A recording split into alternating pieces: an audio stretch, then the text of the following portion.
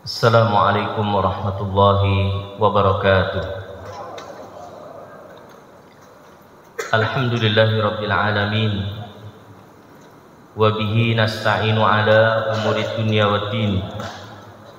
Wassalatu wassalamu ala habibina wa qudwatina Muhammadin wa ala alihi wa sahbihi wa man sara ala nahjihi ila yaumiddin. Wa ba'd. Kaum muslimin yang dimuliakan oleh Allah Subhanahu wa taala, alhamdulillah, puji syukur kembali kita panjatkan kepada Allah Subhanahu wa taala atas segala karunia dan nikmat yang besar yang begitu banyak kepada kita. Wa in ta'uddu nikmatallahi la tuhsuha. Seandainya kalian mau menghitung nikmat Allah Subhanahu wa taala, niscaya kalian tidak akan mampu menghitungnya. Ma'asyiral muslimin rahimakumullah. Allah Subhanahu wa taala menyebutkan di dalam Al-Qur'an, ya ayyuhalladzina amanu in ja'akum fasiqun binaba'in fatabayyanu antusibu qauman bijahalatin fatusbihu ala ma fa'altum nadimin. Di surat Al-Hujurat ayat yang ke-6, yang artinya, wahai orang-orang yang beriman, in ja'akum fasiqun binaba'in, ketika datang kepada kalian satu atau berita dari orang-orang yang tidak terpercaya, fatabayyanu, maka hendaknya kalian mengambil penjelasan atau mencari kebenarannya. Di dalam Al-Quran Allah Subhanahu wa taala mengingatkan kita terkait dengan kisahnya Aisyah radhiyallahu anha. Mungkin bapak-bapak, ibu-ibu pernah dengar hadisul ifk. Pernah dengar Pak? Hadisatul ifk, kisah ketika Aisyah dituduh berselingkuh dengan Sofwan bin Mu'attil. Pernah dengar Pak ya? Jadi kisahnya ini akan ada kaitannya dengan ayat yang saya bacakan tadi.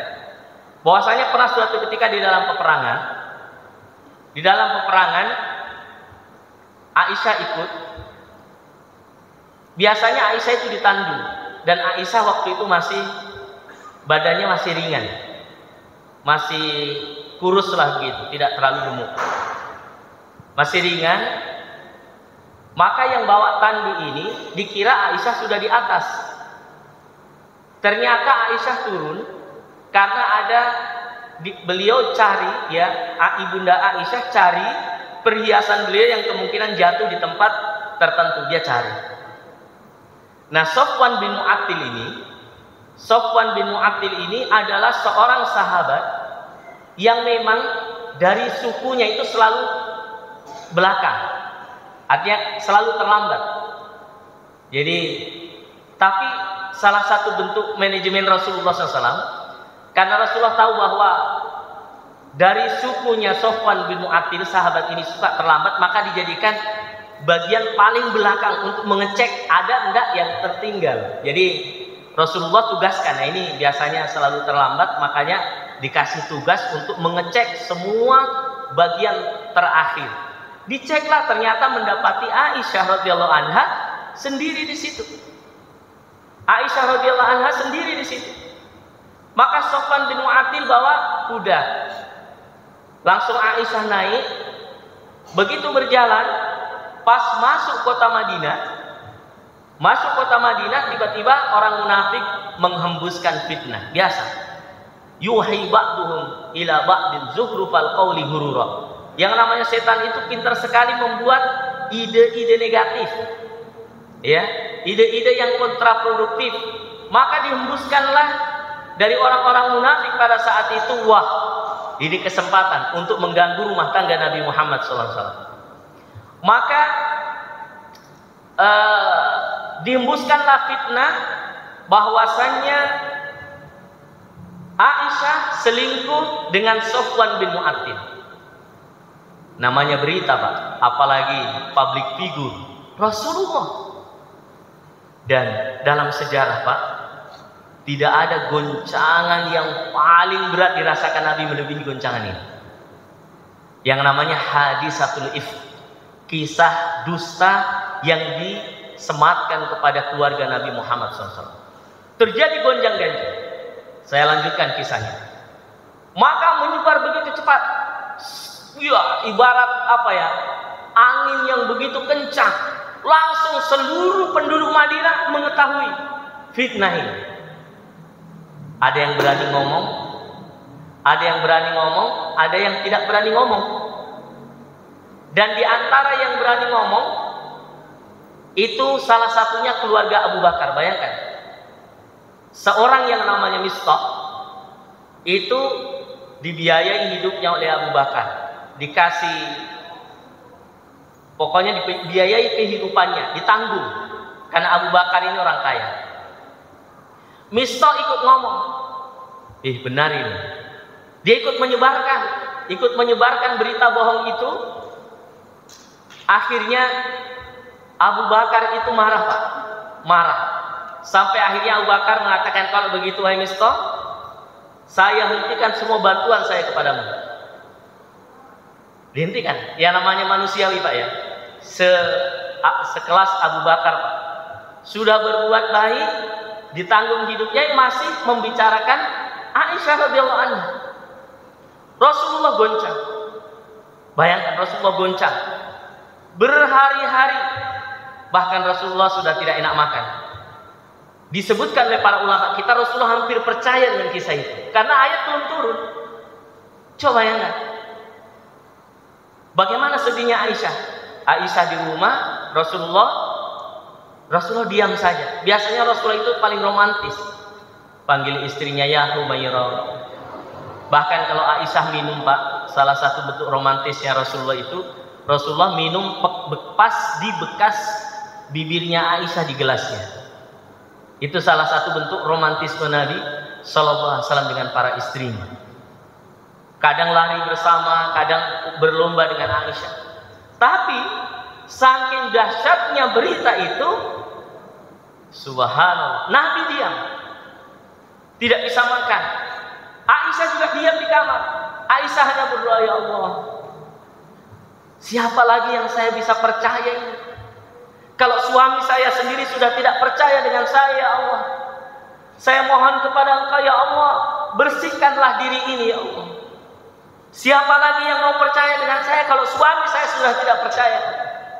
Maka Aisyah nangis saja, nangis berdoa. Sampai akhirnya Rasulullah sudah tidak tahan juga, dibawa pulang. Aisyah diantar ke rumahnya Abu Bakar. Bayangkan, di rumahnya Abu Bakar, dibawa ke situ, Rasulullah juga diam. Rasulullah tidak tanya. Jadi cuma diantar Aisyah, Rasulullah duduk di situ di rumahnya Abu Bakar. Aisyah sudah nangis sama ibunya. Coba bayangkan ya, bagaimana sedihnya ibunda Aisyah. Nangis. Mungkin matanya sudah bengkak-bengkak, dia hanya bisa peluk ibunya. Ibunya juga tidak berani ngomong. Rasulullah, bayangkan. Kalau Rasulullah sudah diam, berarti Rasulullah marah itu. Karena Rasulullah kalau marah tidak bentak-bentak, diam saja. Bahkan terlihat dari raut air mukanya Nabi Muhammad SAW. Abu Bakar juga takut. Waduh, bagaimana ini? Ya, Abu Bakar itu lebih muda meskipun mertuanya Nabi Muhammad SAW, lebih muda 3 tahun. Ya, tidak berani ngomong juga Abu Bakar. Nabi ini, duduklah Nabi di ruangan tamu. Abu Bakar juga duduk diam. Aisyah nangis dengan ibunya, nangis terus dikerja. Ibunya paling hanya bisa menyabarkan, sabar nak. Kita juga tidak tahu bagaimana ini ceritanya. Kemudian di luar sana, sudah heboh sekali. Wah, terjadi begini. Maka ada seorang di antara sahabat ngomong, percaya enggak kalau Aisyah selingkuh dengan Sofwan bin Mu'attil? Ada sahabat yang mengatakan, seandainya ya saya tidak pernah tahu kecuali Sofwan bin Mu'attil itu sahabat yang paling jujur, sahabat yang paling baik, sahabat yang paling bertakwa kepada Allah. Tidak mungkin Sofwan bin Mu'attil mau melakukan hal tersebut, apalagi ibunda Aisyah radhiyallahu anha. Padahal Aisyah atau Sofwan bin Mu'attil ini cuma bawa kuda, tidak bicara. Dia bawa kuda sampai Aisyah sampai di rumah beliau. Maka terjadi ketegangan yang luar biasa. Disinilah detik-detik ayat itu turun. Bahwasanya ketika Nabi diam di rumah Abu Bakar, Aisyah juga nangis di dalam. Aisyah hanya berdoa, ya Allah, berilah petunjuk ya Allah. Nabi dalam posisi itu sudah hampir menceraikan Aisyah. Coba bayangkan, hampir percaya Pak Nabi, karena fitnah yang luar biasa. Maka di detik-detik klimaks Rasulullah juga berdoa kepada Allah SWT, beri petunjuk. Coba bayangkan, kalau ya memang Nabi itu diuji dengan banyak sekali kondisi. Ketika istri beliau wafat, Khadijah ya, kemudian paman beliau wafat, Abu Thalib, tidak ada lagi yang melindungi dakwah beliau. Itu ada jeda waktu juga ayat turun sampai Rasulullah, waduh sedih sekali, sampai turun ayat wadduha wallaili idza saja ma wadda'aka rabbuka wa ma qala. Allah tidak meninggalkanmu dan tidak membuat kamu sedih. Alam yajidka yatiman fa'awa, bukankah engkau dulu dalam keadaan yang yatim kemudian Allah beri perlindungan dan seterusnya. Allah berikan kasih sayangnya. Maka dalam kejadian ini juga Rasulullah sudah klimaks. Hanya satu saja. Jadi itu detik-detik yang paling menegangkan. Coba bayangkan, di rumah mertua, suaminya marah, ya dalam kondisi seperti itu Aisyah cuma nangis, padahal dia tidak bersalah, tapi tidak ada yang bisa kasih petunjuk apapun kecuali hanya Allah Subhanahu wa ta'ala. Maka turunlah ayat. Turun ayat, subhanallah. Nabi terdiam sesaat, kemudian turun ayat yang di surat Al-Ahzab yang membersihkan bahwa Aisyah sama sekali tidak melakukan perbuatan yang keji. Disitulah Rasulullah bahagia, disitulah Abu Bakar bahagia. Kemudian disampaikan kepada Aisyah yang sedang menangis di dalam, bahwasanya Allah telah mensucikanmu wahai Aisyah. Allah telah mensucikanmu wahai Aisyah. Maka terjadi keharuan yang luar biasa, mengharu biru kejadian tersebut. Allah, coba ayatkan, Allah Subhanahu wa ta'ala turunkan ayat min fauqis sab'i samawat, dari langit yang ketujuh untuk mensucikan ibunda Aisyah radhiyallahu anha. Makanya kalau orang-orang Syiah menuduh macam-macam ibunda Aisyah, ya memang orang-orang Syiah yang tidak senang dengan ibunda Aisyah radhiyallahu anha. Maka ini satu contoh jamaah sekalian, bagaimana yang namanya informasi itu ketika kita tidak tapis, maka akan bisa menimbulkan mudarat yang besar. Bahkan dalam ayat yang lain Allah menyebutkan, ya, fa idza sami'u, kalau mereka mendengarkan berita yang membahayakan kaum muslimin langsung disebarkan. Seandainya mereka berikan kepada ahli ilmu atau orang-orang yang memiliki pengetahuan tentang itu, la'alimahul ladzina yastambitunahu minhum, maka niscaya mereka para ahli ilmu itu akan bisa menjelaskan ini benar, ini salah. Mungkin dalam konteks saat sekarang ini kita bisa bawa dalam dunia nyata, dalam dunia digital saat ini, dalam dunia nyata, ya setiap informasi yang kira-kira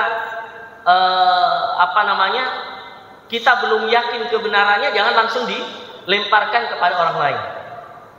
Hadis Nabi mengatakan kada, ya, kafa bil mar'i an yuqala kadiban an yuballigha ma sami'a. Atau kama qala alaihi salatu wasallam. Cukuplah seorang dikatakan berdusta itu kalau menyampaikan semua informasi yang sampai kepada dia kemudian disampaikan kepada orang lain tanpa meng-cross check kebenarannya. Ini contoh yang nyata, dan saya pernah baca penelitian Pak untuk masalah berita hoax itu ya. Untuk hoax itu mohon maaf ini ya, hasil penelitian memang kebanyakan orang-orang yang masuk generasi kolonial, ya kayak kita ini kolonial Pak. Milenial itu dan Gen Z sekarang kebanyakan mereka lebih bisa memeriksa informasi-informasi. Tapi generasi seperti kita ini kolonial ini, ya itu biasanya lebih gampang terkena hoax untuk menyampaikan informasi itu. Apalagi sekarang Pak, foto saja bisa seperti orang ngomong, suaranya asli seperti orangnya. Makanya ya ini luar biasa, kita hidup di zaman fitnah, ya. Dan tidak semua yang kuncinya adalah tidak semua yang kita dengar, kita lihat, kita sampaikan kepada orang lain. Seandainya toh pun benar, cukup sampai kepada kita dan kadang tidak perlu sampai kepada orang lain. Karena kita khawatir terkena hadis Nabi tadi. Cukuplah seorang dikatakan pendusta kalau dia menyampaikan semua yang dia dengar dan semua yang dia lihat. Ya. Barakallahu fikum. Wassalamualaikum warahmatullahi wabarakatuh.